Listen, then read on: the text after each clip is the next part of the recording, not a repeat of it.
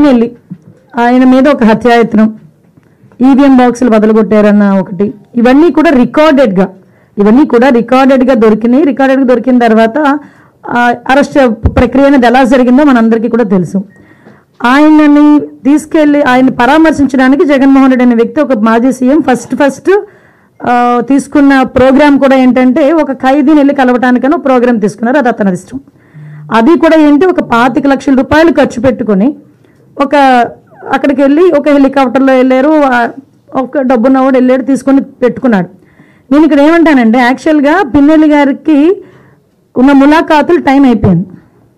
Okay, అయిపోయింది కాబట్టి అయినా కూడా హ్యుమానిటీ గ్రౌండ్స్లో ఒక ఎక్స్-సీఎం రిక్వెస్ట్ చేస్తే పర్మిషన్ ఇచ్చాం. అవునా కదా? ఇంతకుముందు చంద్రబాబు నాయుడు గారిని అక్రమంగా జైల్లో పెట్టినప్పుడు కుటుంబ సభ్యులకి 3వ ములాఖాత్ ఇవ్వాలంటే ఇచ్చేవారు కాదు. కానీ ఈరోజు మేము ఏం చేసాము, అతని రిక్వెస్ట్ అంటే అతనికి పర్మిషన్ లేదన్న సంగతి కూడా తెలుసుకున్న తర్వాత కూడా అతను రెడీ అయ్యారంటే అక్కడ గలాటా సృష్టించడానిక? యాజ్ పర్ రూల్కి పైకి వచ్చి హ్యుమానిటీ బేసిస్ మీద ఇచ్చాం. అఫ్ కోర్స్ ఈరోజు మేము చాలామంది చెప్తున్నారు దండోపదండాలకు వెళ్తున్నారు, అలాగే వెళ్తున్నారు, ఇలాగ వెళ్తున్నారని. నేను ఒకసారి ప్రిజెన్స్ ఐజీ గారితో కూడా మాట్లాడినా, అసలు ఎంతమంది ములాఖాతులు వెళ్తున్నాయి, యాజ్ పర్ రూల్ ఎలా వెళ్తున్నాయి, మేము అన్నీ కూడా మాట్లాడుకుంటున్నాం. ఆయన బయటకు వచ్చి ఈరోజు బయటకు వచ్చి అక్రమంగా అరెస్టులు చేశారు. అక్రమంగా ఏం సీసీ ఫుటేజ్ చూసిన వాళ్ళు ఎవరైనా అక్రమ కోర్టు ఇచ్చిందండి అతను అరెస్ట్ చేయమని? దేని మీద బెయిల్ వచ్చిందని ఇప్పుడు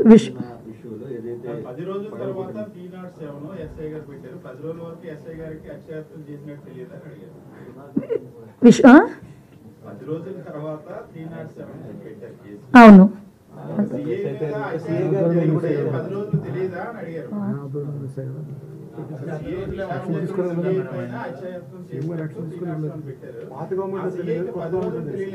అదేనండి, పాత గవర్నమెంట్ పెట్టనివ్వలేదు, కొత్త గవర్నమెంట్ వచ్చిన పెట్టారు. ఎలక్షన్ కమిషన్ అన్న అసలు భలే మాట్లాడతారండి సతీష్ గారు మీరు.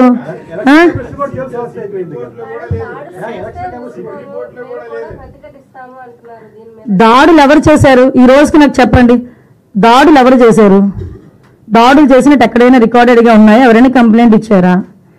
ఏదైనా త్రూ రూల్ ప్రకారం చేస్తున్నాము.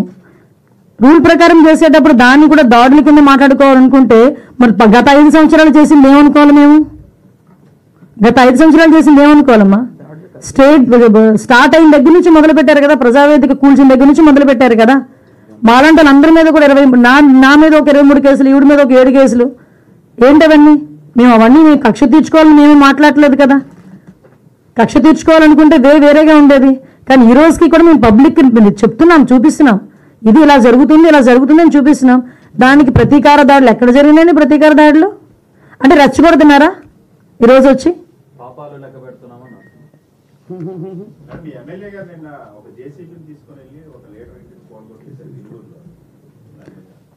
దాని మీద ఆల్రెడీ కేసు కూడా ఫైల్ అయింది కదా. మీరు అది అడుగుతున్నారే కానీ పక్కన చంద్రశేఖర్ రెడ్డి అక్కడికి వెళ్ళి మున్సిపల్ ఉద్యోగుల్ని తోసేసిన సంఘటన అడగరు. అదెవరు కేసు పెట్టారో చూడండి ఒకసారి వెళ్ళి. మేము మాట్లాడితే మన కేసు పెట్టారేమో. ఎక్స్ఎమ్మెల్యే నేను ఏమంటానంటే మీరు క్వశ్చన్ చేసేటప్పుడు కూడా కార్నర్ సెట్ క్వశ్చన్ చేస్తే మేము అంతే కార్నర్గా మేము సమాధానం చెప్తాం. అది నేను ఎగ్జాంపుల్ అండి, best example. As a home minister I have 23 cases, atrocity కేసుతో సైతం.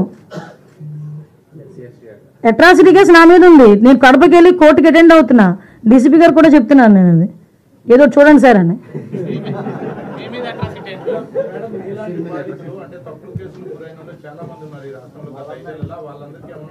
కంపల్సరీ సార్, ఏదైనా త్రూ లా ఏదైతే యాజ్ పర్ లా ఎలా అయితే వాళ్ళకి వెసులుబాటు వస్తుందో మేము అలా చేస్తాం. దారుణంగా కావాలని అదే పనిగా వేంపల్లకు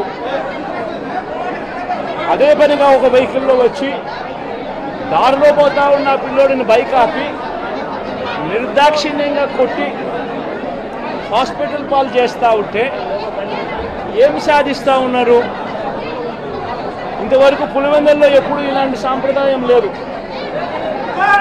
ఎన్నో ఎన్నికల్లో చేశారు, ఎప్పుడు పులివెందుల్లో ఇలాంటి సాంప్రదాయం లేదు. ఎన్నికలు అయిపోయిన తర్వాత ఓటు వేయని వారిని కొట్టే కార్యక్రమం ఎప్పుడు జరగల.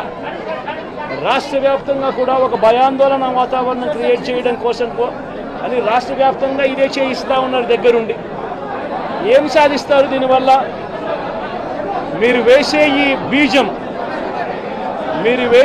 బీజం చేసే ఈ చెడు సాంప్రదాయం రేపొద్దున మళ్ళీ తెలుగుదేశం పార్టీ కార్యకర్తలకి చుట్టుకుంటుంది.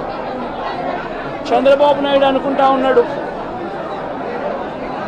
తానేదో ఈ మాదిరిగా చేసి భయాందోళన క్రియేట్ చేసి వైఎస్ఆర్ కాంగ్రెస్ పార్టీకి ఓటు వేసిన వాళ్ళని కొట్టడం వల్ల ఒక తెలియని ఆనందం తనలో ఏదో పొందాలని చెప్పి అనుకుంటా ఉన్నాడు. రాష్ట్ర వ్యాప్తంగా ఒక భయాన్ని క్రియేట్ చేయాలని ప్రయత్నం చేస్తూ ఉన్నాడు. కానీ నేను చంద్రబాబు నాయుడు గారికి మరొక్కసారి కూడా చెప్తా ఉన్నా, ఒక చెడు సాంప్రదాయానికి నాంది పలుకుతూ ఉన్నారు. దయచేసి ఆపండి. ఆపకపోతే మాత్రం ఎల్లకాలం మీరే అధికారంలో ఉండరు. అధికారం మారిన రోజున ప్రజలు చంద్రబాబు నాయుడు గారు చేస్తూ ఉన్న ఈ అన్యాయాలను చూసి శిశుపాలని పాపాలు పండినట్టుగా ఆ పాపాలు చాలా వేగంగా పండుతూ ఉన్నాయి. అధికారం మారిన రోజున తాను చేస్తూ ఉన్న ఈ చెడు సాంప్రదాయం తనకే చుట్టుకుంటుంది. ఈరోజు దెబ్బలు తగిలినా దెబ్బలు తిన్నా ప్రతి ఒక్కరూ కూడా రేపొద్దున ఇదే మళ్ళీ అటువైపున చేసేదానికి మీరంతటి మీరే బీజం వేస్తూ ఉన్నారు. ఇది సరైన పద్ధతి కాదు. నాయకులుగా ఉన్న మనలాంటి వాళ్ళం ఇలాంటివి ప్రోత్సహించాల్సిన పని ఎప్పుడు రాకూడదు, జరగకూడదు.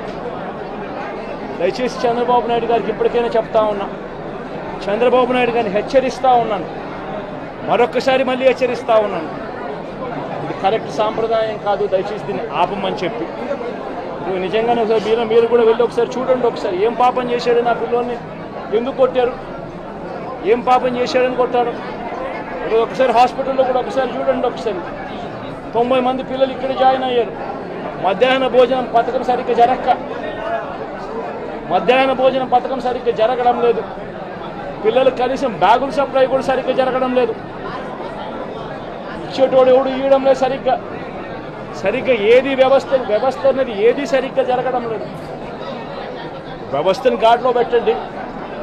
మీరు ప్రజలు మిమ్మల్ని ఏదైతే ఓటు వేశారో ఒక కారణం చేత మీరు ప్రజలు 10% మంది ఓట్లు, మాకు రావాల్సిన 10% మంది ఓట్లు మీకు వైపు డ్రిఫ్ట్ అయ్యాయి అని అంటే కేవలం మీరు చేసిన మోసపూరిత వాగ్దానాల వల్ల డ్రిఫ్ట్ అయ్యాయి. ప్రజలు మీ దగ్గర నుంచి ఎక్స్పెక్ట్ చేస్తూ ఉన్నారు. రైతులు అల్లాడిపోతూ ఉన్నారు, రైతు భరోసా అందక. పిల్లలు అల్లాడిపోతూ ఉన్నారు, పిల్లలు బడులు స్టార్ట్ అయ్యాయి కానీ తల్లులకు అమ్మఒడి కార్యక్రమం ద్వారా వస్తూ ఉన్నది రావడం లేదు. తల్లులు ఎదురుగా ఆశగా ఎదురు చూస్తూ ఉన్నారు. వాళ్ళని చూసుకోండి. అక్క చెల్లెమ్మలకి ఇస్తామన్నారు నెల 1500 రూపాయలు, అది ఇచ్చే కార్యక్రమం చూసుకోండి. ఇంటింటికి ఉద్యోగం అన్నారు, ఉద్యోగం ఇవ్వకపోతే 3000 రూపాయలు ప్రతి ఇంటికి నిరుద్యోగ వృత్తి అన్నారు. ఆ పిల్లలందరూ ఎదురు చూస్తూ ఉన్నారు, మీరు ఎప్పుడెప్పుడు ఇస్తారు 3000 రూపాయలు నిరుద్యోగ వృత్తి అని. అది చూసుకోండి.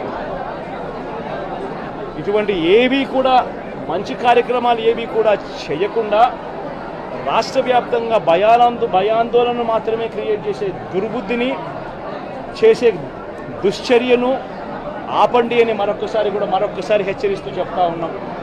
శిశుపాలను పాపాలు పండినట్టుగా వేగంగా జరుగుతూ ఉన్నాయి. తన పాపాలు పండడం అన్నది కూడా తను మర్చిపోవద్దని సందర్భంగా మరొక్కసారి చెప్తా ఉన్నాం.